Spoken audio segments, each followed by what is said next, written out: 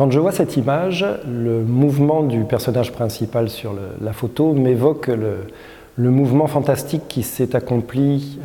au cours essentiellement du XXe siècle dans le domaine de l'imagerie médicale. Effectivement, la première technique d'imagerie, qui est la radiologie, a été développée à la fin du XIXe siècle et ensuite, tout au long du XXe siècle, les différentes techniques sont apparues avec le scanner dans la foulée de la radiologie, puisque ça utilise les mêmes techniques, l'échographie qui utilise les ultrasons, qui est apparu un petit peu avant le scanner, et ensuite des techniques plus évoluées comme l'IRM. La scintigraphie aussi est une technique d'imagerie qui fait appel à des substances radioactives. Toutes ces techniques sont restées très longtemps inabordables dans le domaine vétérinaire, et puis petit à petit, au sein des écoles vétérinaires dans un premier temps, mais maintenant de plus en plus largement dans le domaine privé, ces techniques se développent, sont accessibles à des coûts de plus en plus abordables et sont utilisées aujourd'hui au quotidien dans l'évaluation des maladies de nos animaux de compagnie.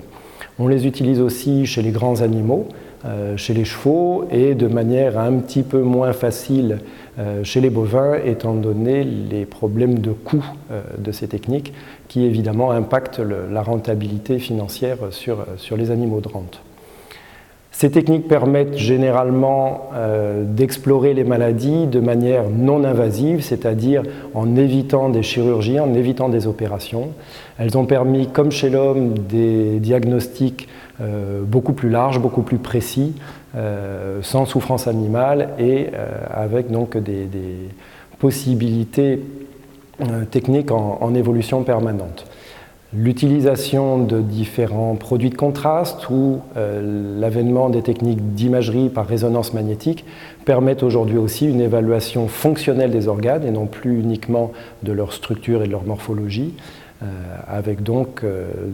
devant nous encore aujourd'hui des possibilités insoupçonnées qui suivent les découvertes en médecine humaine